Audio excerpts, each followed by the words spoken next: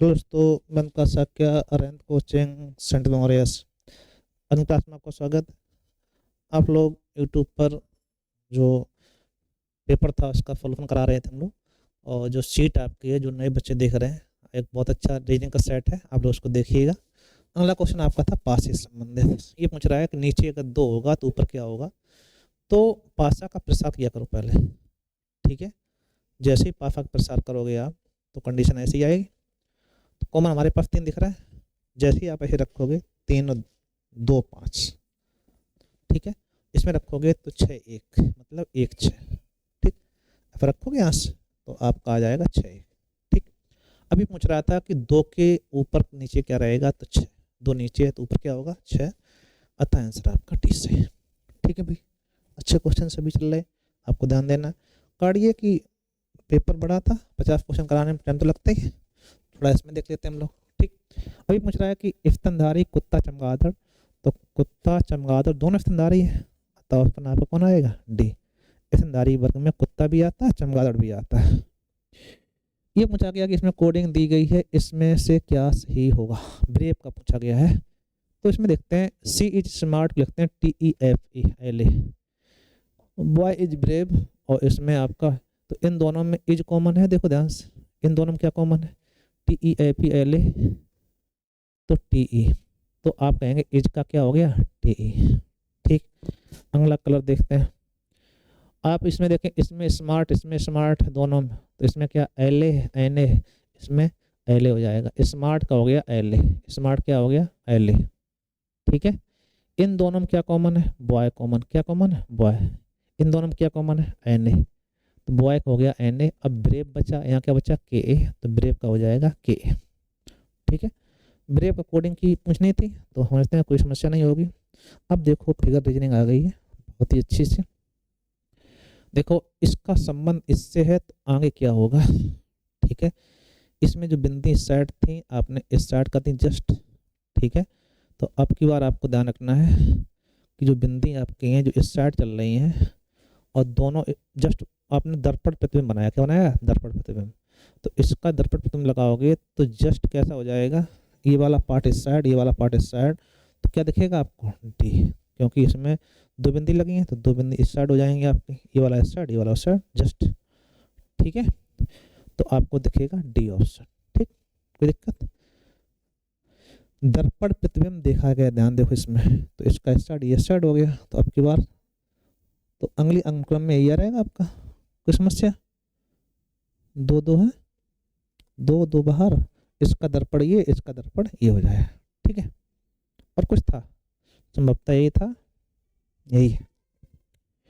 भिन्न आकृति की बात कर रहा है, तो भिन्न आकृति सभी में गोले पूरे पूरे हो रहे हैं, और इसमें से ध्यान दो कि ऊपर से लाइनिंग, इसमें देखो बीच सभी में ये आपका है, ठीक है। इसमें आपका अंदर से अंदर जुड़ा हुआ है, इसलिए आपका ये सब बार पार थे, इसमें अंदर साइड हो रहा है, इसलिए आपका सी है, ठीक है। कौन सही है, सी से। चलो दूसरा देखते हैं।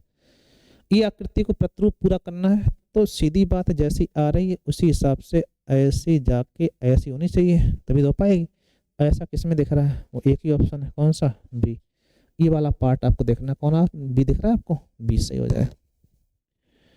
ये आकृति किसमें छुपी हुई है, तो आप ढूंढेंगे ध्यान से, तो हमें तो दिखता है, इसमें दिख रही है ये वाली, देखो ध्यान से, यहाँ से यहाँ तक, और ये वाला ऐसा कर दो, ठीक है। तो कौन आएगा, सी ऑप्शन।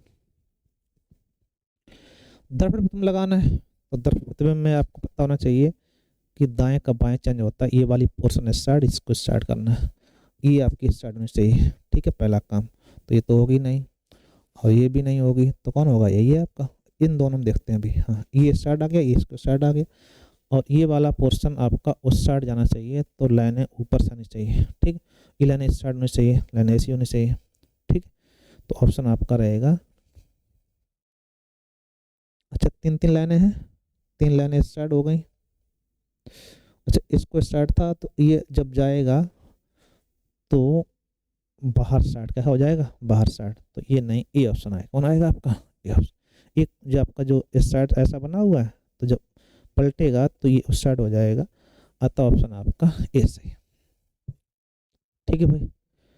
इसमें आकृति पता करना था, तो वृत्त, वृत्त के ऊपर ये दोनों तीर। अब की बार इसका क्या हुआ, जो तीर थे उसको नीचे साइड में कर दिया और ऊपर आपका गोला कर दिया, गोले वाली साइड में हो गए, तीर आपका ऊपर हो गया। अब की बार कंडीशन क्या आनी चाहिए कि देखो वृत्त का वर्ग हो रहा है, तो वृत्त का तो वर्ग हो ही जाएगा। ठीक, जो इसमें गोले थे वो आपका जो ऊपर था गोला वो नीचे साइड आ गए थे, तो इसमें चतुर्भुज वाले नीचे साइड, चतुर्भुज वाले नीचे साइड। ठीक है, तो इस सब में इनमें तो आएगा नहीं, इन दोनों में से। ठीक, और कंडीशन ये भी है कि यहाँ वृत्त था तो वर्ग आया, तो वृत्त का क्या हो जाएगा, वर्ग। ठीक है, ये हो गया।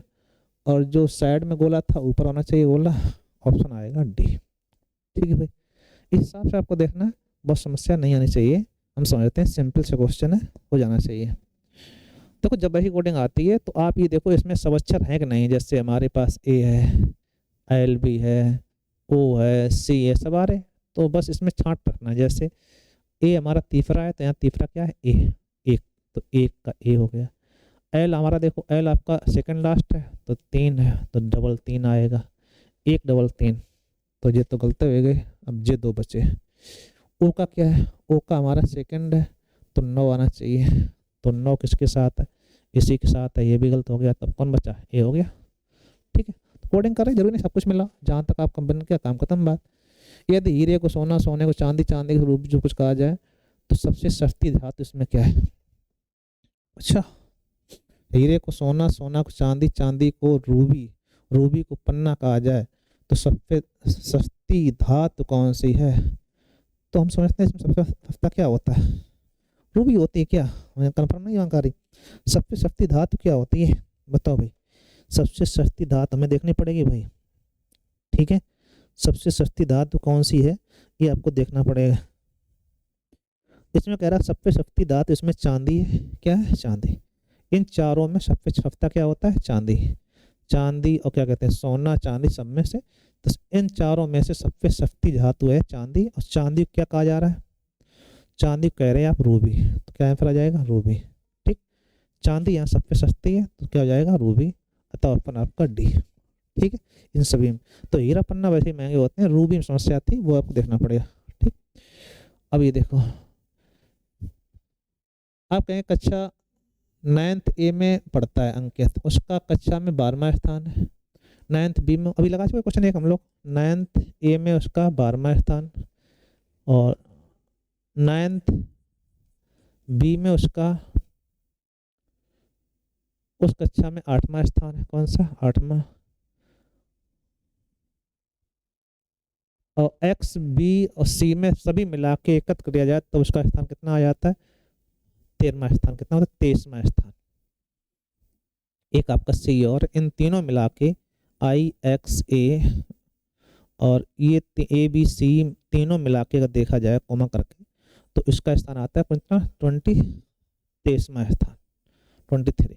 तो आपको ध्यान रखना है कि एक स्थान इसमें कम कर दो, जैसे 12 है तो 12 में मतलब हुआ एक तो हो गई होगा, उससे पहले 11 होंगे।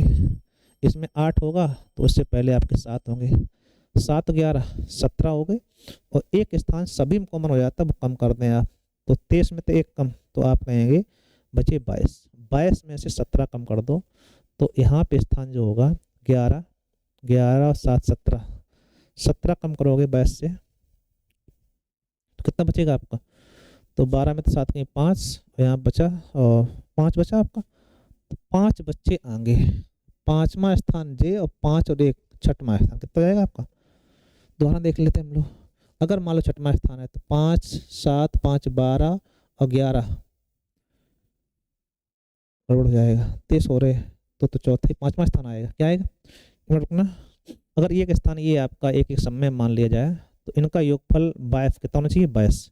22 कब हो रहे, तो 11 और 7 18 हुए, 18 में से 22 कम तो बचेगा 4, तो 4 और 1 5वां स्थान कौन आएगा, आप कहोगे सी में उसका 5वां स्थान होगा। इन सब का योगफल 2200, 22 और 1 मिला के 23 हो जाना चाहिए। ठीक है, अतः ऑप्शन आपका 5वां स्थान आएगा। तो ये क्वेश्चन और बचे हुए थे इसमें, तो इसको आप देखिएगा। लाइक फिर करिएगा। सभी क्वेश्चन अच्छे थे, इंपॉर्टेंट थे, लास्ट तक आप देखो तो आपको समझ में आएगा। एक बहुत ज़बरदस्त सेट है। बहुत बहुत धन्यवाद। ठीक है, एक लाइक फिर करिएगा। Thank you.